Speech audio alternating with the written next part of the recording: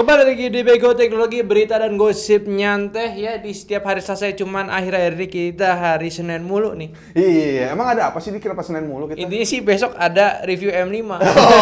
Iya itu ya. Kalau kita mau diturunin dari hari Rabu nggak enak dong. Iya, jadi korbanin ini. Iya, korbanin Bego Teknologi. Jadi jangan lupa untuk pantengin juga ntar M5. Iya, dan jangan lupa juga untuk cek video kita sebelumnya karena kita lagi mengadakan giveaway 50.000 subscriber dan plus ada challenge juga karena hadiah itu sangat menarik, yaitu ada 6 buah handphone Poco M4 Pro dan juga satu Poco M3 Pro 5G.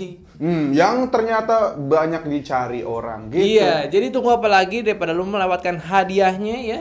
Jadi mending cek video kita di video sebelumnya. Oke, dan untuk berita kali ini sebenarnya gua agak sedih ya. Ini diawali dengan leak-leak baru dari brand Samsung yaitu S23. Harapannya menurut gue sih sangat kecil banget dia itu bisa populer gitu. Ya, karena ternyata dia tidak mengganti desain apa-apa. Iya, ini mirip banget sama S2-nya guys. Iya, kacau. Dia tuh kayak ngikutin iPad. Kayaknya iPad gak ganti desain deh, cuma ganti chipset. Ayo kita ikutin ya. Ampun. Iya. Yang jelek dan diikutin dong Samsung. Bener nih, jadi kayak agak kelihatan burnout-nya nih mau ngasih desain tuh. Yang beda cuman yaitu mereka ingin menggunakan Snapdragon 8 Gen 2. Iya, yang dimana itu juga lawak sebenarnya gitu ya. Karena nyatanya Exynos 2300 sudah keluar gitu. Tapi mereka tidak pakai barangnya sendiri karena apa? Sudah pasti lebih jelek. Ya nggak jelek juga gitu loh maksudnya. Ya bagus cuman gak ada yang minat. Iya gitu, bagus cuma masih 5 nanometer. Ya gak apa-apa juga sebenarnya. Bagus, Iya. makanya ini nih agak bingung gue nih sama S23 ini mau kemana pergerakannya. Desain sama, ya beda chipset handphone lain bakalan bisa pakai juga. Oh iya kan? gitu ya. Jadi agak bingung. Paling ada satu nih, baterainya lebih besar tapi pengecasannya masih 25 watt aja nih. Iya, yang tapi charger dapat gak sih? Gue nggak lihat deh. Pasti udah nggak dapat. Wah. Udah pasti nggak dapat juga kalau S22 aja nggak dapat, S23 pun apalagi gitu. Iya. Makanya agak bingung gitu nih. Gue bingung nih S23 mau dibawa kemana nih akhir tahun. Mungkin akhir tahun apa awal tahun ya? Awal tahun. Mungkin awal tahun ya. Jadi ini agak bingung nih leak-leaknya. Tuh, menyedihkan sekali nih untuk Samsung di akhir tahun ini. Gitu. Iya gitu. Dimana ya mungkin kita bahas lagi soal chipsetnya ya. Kenapa dia pakai Snapdragon 8 Gen 2? Ternyata dia itu punya performa lebih 20% dari 8 Plus Gen 1 Iya, gitu. dan katanya pun 8 Gen 2 ini tuh punya arsitektur bentukan unik lagi. Iya. Ya bentukannya kan dia ada 8 core tapi pembagiannya itu agak unik, nggak kayak biasanya. Iya, satu. Jadi agak gimana gitu. Gue penasaran aja sih. Kita tunggu aja nanti karena di tanggal 15 sama 16 November nanti nih sebentar lagi bakal ada peluncuran untuk si Snapdragon 8 Gen 2 ini di Iya. Hawaii. Dan tentunya kita tidak diajak. Tidak apa-apa. Nggak, harusnya diajak sih. Ayolah Snapdragon lah, kali-kali ya kita ya. Sekali nih, coba sekali nih. Kita bikinin kontennya yang bagus nanti jamin boom gitu aja loh. Kita mau Kalau rendah nonton. dulu aja, Ger. Oh, iya, Kita iya. naikin dulu subscribernya, Iya penontonnya sih, ya. dinaikin dulu, komunitas Iya. dinaikin, baru kita Iya sih, ya. hajar Ya udah lah. Snapdragon-nya, Snapdragon bukan dihajar. youtubernya gitu loh. Ya gitu lah ya, pokoknya oke gitu lah. Pokoknya Snapdragon 8 Gen 2 ini menarik itu karena buktinya dia itu sudah mulai dipakai di OnePlus 11, di X6 katanya, Xiaomi 13. Makanya mungkin Samsung itu tidak mau ketinggalan. Iya, gitu. makanya ya Snapdragon udah pasti bakal ada improve gitu. Tadi ngomongin lu mention soal Xiaomi ya. Xiaomi baru aja juga mengeluarkan hal yang menarik nih. Ini menarik banget nih karena ya baru aja ini cukup ramai yaitu iya. konsep handphone Xiaomi. Konsep yang menurut gue masih manusiawi dan masih bisa realistis ya. Ini dia meluncurkan konsep baru yaitu 12 Ultra konsep namanya. Yang mana ini desainnya sama 12S Ultra juga tapi dia itu bentukan lensanya diubah. Yang biasanya yang sebelumnya itu di 1 inci di sebelah kiri, bukan di tengah ya, kalian tertipu selama ini. Sekarang dipindahin ke tengah untuk digunakan lensa saya sendiri, lensa khusus, lensa third party. Lu bisa bayangin gak sih, dari hasil kamera yang bagus ditambah lensa Leica yang mahal, itu bakal jadinya tuh Magnifico harusnya. Ya cuman menurut gue sendiri ya kalau misalkan ini beneran dijual ya, ini kan baru kayak cuma sekedar 10 handphone doang tersebar. Ya. Kalau kalian udah nonton YouTuber cupu ya, ini 10 handphone tersebar ya menurut gue agak unik kalau misalnya mereka itu mau menjualnya. Oh. Ya udah jelas partnering dengan Leica berarti partnering dengan barang mahal cuy gitu. Ini lu bukan kayak pakai kamera Sigma ataupun ya Seven Artisan ya. Iya. Ini lensa Leica gitu ya, yang harga kameranya lensanya sendiri itu tuh mungkin lu bisa beli berkali lipat sih handphone yang ada di sini. Tapi di sisi lain sih menurut gue ini adalah suatu step yang menarik untuk Iya, Xiaomi benar gitu ya. ya oke lah, dia itu bisa menunjukkan konsep baru, tapi dalam artian juga dia itu bisa membuktikan kalau lensa 1 inch itu mantep. Iya, jadi lensa 1 inch mereka itu bisa disandingkan dengan kamera yang menurut gua oke banget. Iya, ini perlu diapresiasi juga karena memang dia itu cukup pede dengan kualitas 1 inch lensanya, sensornya ini. Karena ya tadi gue udah ngomong sensor, jadi 1 inch sensornya ini memang tuh menarik banget gitu ya, apalagi untuk di sebuah smartphone yang mungkin itu belum banyak yang menggunakan sensor 1 inch. Kayak kemarin ya si Sony Xperia One itu sebenarnya 1 inch-nya nggak dipakai full 1 inch. Oh, dia nggak dipakai. Ya, pakai ada beberapa persentasenya doang karena memang kan ya lu lihat aja 1 inch di konsep Ultra ini gede banget Gede gitu ya, banget, 1 inch gila gitu ya. sih, Dan gila gimana banget. dipakai di Sony gitu. Nah, ini sensor si Ultranya ini nih menarik banget gitu. Iya. Jadi ini apresiasi lah untuk sebuah kamera Android gitu ya, ini menarik banget. Ya intinya sih nggak usah jauh-jauh lah Ultra gitu ya. Sengaja yang Ultra non konsepnya yang udah dijual tuh masukin dulu aja dulu. Iyalah ya, kita mau Ya, cobain baru loh gitu. Kalau sekarang kan agak ribet tuh, di luar belum tentu jaringannya ada gitu. Iya, kayak Pixel aja kita mau ditawarin bingung nih sinyalnya dibahas ya. Kalau datang barangnya, nah itu tuh tokonya. Nah, itu seperti itu. Jadi tuh gue pengen resmi dulu gitu ya. Buka Tapi, toko. ya tapi kita akhiri dulu untuk Iya, pembahasan handphone karena handphone nih ya. gue mau mengangkat juga nih dari segi hardware komputer ini. Iya. Ini nih apa ya? Akhirnya gitu ya. Ada satu loh gitu. Ada satu brand, ya nggak brand juga, produsen yang memikirkan soal efisiensi, nggak cuma Apple doang gitu. Ya gak cuma Apple doang, gak cuma Intel doang gitu. Ya Intel malah gitu, dari performanya makin gila, ditambah Nvidia-nya pula yang gila gitu. Iya. Tapi ini AMD baru aja merilis ya GPU terbarunya, yaitu Radeon RX 7900 XT dan juga 7900 XTX, yang mana ini kalau gue bahas singkatnya dia tuh kayak lebih mengedepankan efisiensi atau semi efisiensi gitu. Karena ya kita lupakan dulu spesifik dalamnya, tapi itu memang inti garis besarnya ini apa adalah tuh si RTX ini itu tuh bisa kayak memberikan performa lebih tapi di spesifikasi yang masih aman gitu.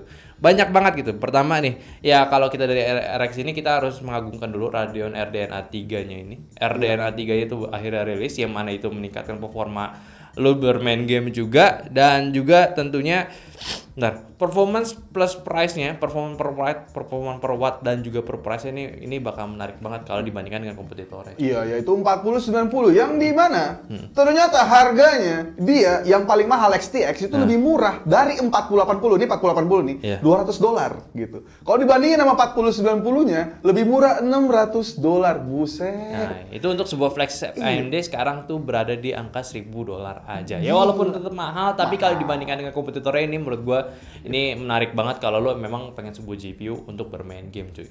Iya. Ditambah lagi untuk desainnya ini bener-bener irit banget size-nya ya. Dia itu masih pakai 2,5 slot juga, nggak pakai 3,5 kayak 4090. Ini sesama flagship ya, ini irit banget, dan juga panjang GPU-nya itu masih aman untuk di beberapa case, dan kita pun tidak terlalu memikirkan itu. Biasanya kan case itu kasih range-nya di 30 cm. Ini nggak sampai, paling di 28 cm doang. Iya, jadi kalau lu berpikir apakah gua akan update 4090 tapi update cache doang, mungkin RX ini adalah sebuah jawaban yang tepat gitu. Ya, itu benar. Banyak bilang seperti itu juga. Ini menarik juga. Dan ditambah juga untuk performance per wattnya sendiri itu cukup irit ya. Di XTX-nya aja itu maksimal di 355 watt doang. Dan itu pun brand lain masih diberikan headroom untuk meningkatkan performance wattnya. Mungkin bisa sampai 450 watt kalau nggak salah gue dengar itu ya. Yang mana ini menarik banget gitu ya. Apalagi dibandingkan dengan 4090 yang gila banget starting wattnya itu. Ini menurut gue salah satu ya solusi lo yang pengen main game di rumah tapi tak perlu memikirkan ya gedenya watt dan juga panasnya sebuah GPU. Iya gitu ya. Jadi gua rasa, dan gak itu aja gitu. Dia juga punya update sedikit dari DisplayPort-nya. Oh ya. 2.1 di mana kalau lu cek 4090 dia masih 1.4A gitu. Kalau kita sambungin lagi, Samsung kayaknya tahun depan tuh ngeluarin 8K dengan curve pertama gitu. Iya. Artinya monitor itu terus display itu makin tinggi, ya Iya. kan? Nah, kita kalau sambungin lagi, mungkin 4090 ini kayaknya kurang cocok kalau lu yang mau beli beli barang mahal banget tapi untuk jangka lama gitu. Nah, iya benar. Kurang. Nah ya, jadi ini salah satu yang menariknya juga dari AMD karena banyak banget fitur yang dihadirkan, terutama codec yang encodingnya itu AV1, ya codec masa depan ini juga ada di GPU-nya, dan juga ya intinya tuh si AMD ini sangat menarik, apalagi di beberapa fitur-fiturnya kalau lebih baca lebih dalam ini keren banget, dari desain pertama chiplet pula untuk si gaming GPU gitu ya. Iya. Chiplet itu menarik banget, itu bisa menggabungkan dua ukuran itu juga, dan tentunya pokoknya sih kalau gua pengen sebuah PC gaming sih mungkin salah satunya ya ini sih. Iya. Daripada gua pakai Nvidia 4090 itu kabelnya meleleh, ditambah ada kabel yang khususnya itu pun meleleh juga gitu ya. Jadi ini mendingan RX untuk saat ini sih menurut gua ya. Tapi walaupun ada kontranya sedikit gitu kan, dari yang kalau Blender dites sama Linus kan dia kan Blender kan lebih ke kuda ya. Kayak ini beda gitu kan. Jadi agak kurang di situnya aja sih. Iya. Karena itu gue sekali lagi kalau gue pengen CPU gaming, komputer gaming, kalau buat productivity Radeon itu masih tidak banget. Masih belum ya. Ya jadi seperti itulah, kalian bisa menilai apa yang menariknya dari ini nih, RX baru ini. Ya kita juga bisa tunggu untuk RX yang seri bawahnya nanti bakalan kayak gimana kalau misalkan palanya begini gitu. Dan yang jelas kalau orang AMD nonton ini ya, kalau launching ajak dong. Ya masa ajak YouTuber kecil, kita nih YouTuber kecil yang udah besar nggak diajak gitu. Wih, sombong lagi kan.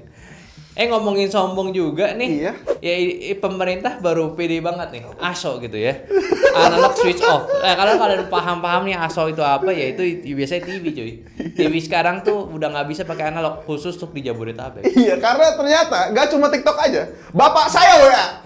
Ger, beliin dong set top box. Set top boxnya. Kenapa Pak? TV-nya udah nggak bisa lagi. Ini bahkan ditentang sama Haritanu ya. Ya kan dia selaku yang lebih valid gitu untuk ngata-ngatain pemindahan, walaupun ada bau-bau politik, tapi ya udahlah gitu. Cuman ya yang menarik, salah satu yang menarik dan pengen gua kata-katain adalah gini. Karena kan katanya ngikutin UU 11 2020 ya. Ya itu Ciptaker. Ya Ciptaker, yang dimana kalau gue baca adalah soal investasi. Kalau lu sambungin lagi, silakan lu search sendiri. Apakah TV digital bisa nonton YouTube atau Netflix? Jawabannya CNBC bilang tidak bisa gitu. Jadi investasi mana yang ingin Anda datangkan, wahai Bapak Kominfo? Iya gitu. Karena kita ngomongin TV digital dong. Betul. Artinya kan ini industri-industri digital. Betul. Yang paling besar tuh YouTube sama Netflix, Pak. Sampai kering bibirnya nih, Pak. Astagfirullahaladzim. Ya intinya nih permasalahan itu banyak bermunculan dari sisi paling bawah dan juga sisi elit ya. Ya salah satu sisi bawahnya ya keluarga Gary dan juga keluarga gua yang masih ya sebenarnya kan baik lagi. Orang-orang nggak pada mengerti digital analog gitu apa, nonton TV kualitas bagus ya, intinya ya tinggiin aja gitu antenanya gitu kalau bagus gitu. Kalau geser-geser dikit loh. Iya. Dan sekarang diubah. Dan salah satu petinggi MNC itu Pak Haritanu juga komplain gitu hitungannya. Ini aja masih contohnya di Jabodetabek ya, di skala kecil yang mungkin tetap besar juga karena mayoritas orang di sini kan ya. Jabodetabek gitu. Ya Jabodetabek udah dimatiin, itu masih banyak bermunculan permasalahan ya. Memang iya sih, emang ribet gitu. Apalagi di luar Jabodetabek kan gitu. Jabodetabek belum. Cuman nanti selanjutnya bakalan ada, cuma untuk Jabodetabek sekarang udah nggak bisa. Ya walaupun caranya itu ada bermacam-macam. Lu bisa cek kalau cek TV lu, kalau misalnya TV-nya udah bisa digital, lu tinggal cari siaran digitalnya, karena TV LED rata-rata udah bisa digital. Walaupun udah keluaran lama ya, cuman emang ini sebuah fitur rahasia aja. Rahasia. Baru kepake sekarang. Atau kalau TV lu masih TV tabung atau TV flat screen yang belum bisa pakai digital, lu masih beli set top box kayak keluarganya Gary. Iya. Ataupun gue juga pakai. Gue nggak pakai neng. Ya mana gue ganti TV-nya. Iya gitu. Karena udah rusak juga. Jadi kayak gitu. Jadi banyak banget cara, cuman ya memang itu. Memang agak ribet untuk di beberapa kalangan kayak gitu. Gitu lah Bapak. Jadi mohon maaf ya. Jadi dari kemarin kan kayaknya kurang riset dilakuin, riset. Ini bener-bener gue kaget tuh sebenarnya. Gue kira tuh kayak bakal ada pembagiannya dulu gitu. Ada sebenarnya. Dan pembagiannya agak ribet gitu ya. Tetap aja Jabodetabek tuh nggak cuma ratusan ribu, jutaan orang gitu kan. Nggak bakal sampai titik rata gitu ya. Maka dari itu agak ribet. Waktu itu sempat ada penyuluhan ya untuk pembagian ini, dan lu mesti ya kayak biasa, lu mau dapat BLT aja, masih ikutin aturannya mereka kayak gitu. Jadi ya agak ribet gitu. Intinya kalau kalian mau beli silakan beli aja set top box, kita nggak ada di sini, nggak ada keranjang kuning, kalian bisa cari aja. Harganya lumayan kok, lumayan murah dan kemahalan dikit gitu ya. 180.000. 180.000 tuh Gering. Jadi kalian bisa lihat aja. Oke, mungkin itu dulu untuk berita kali ini ya. Ya kita nggak usah pikirin lagi soal analog ya, kalian nonton aja YouTube, banyak channel, apalagi channel nyantai yang lagi gede gitu. 3 kali. Apa sih? Iya, 3 kali sekali. Tapi ngomongin nyantai, jangan lupa kalau kalian udah nonton sepanjang ini, jangan lupa kita masih ada giveaway berlangsung hingga tanggal berapa sih? Ya pokoknya Sabtu depan. Sabtu Gua lupa depan tanggal lah. berapa itu. Pokoknya seminggu dari yang video tayang lah gitu. Iya, betul. Karena sudah mulai bermunculan ya kan. Iya. Tung gitu. Ya siapa tahu kalau kalian baru nongol dan nggak tahu kalau ada kalau ada giveaway, ya mungkin dari video ini kalian tahu. Iya gitu. Jadi ya mungkin aja dulu untuk berita dan gosip teknologi kita kali ini ya. Seperti biasa, harusnya di hari Selasa tapi kita ada di Senin dulu. Sorry nih kalau kalian terganggu lihat jadwalnya, tapi ya udahlah. Di sini ada gua Ali, di sebelah gua ada Giri, dan di belakang kamera ada Aldira. Jadi sampai jumpa di Bego Teknologi minggu depan. Bye bye.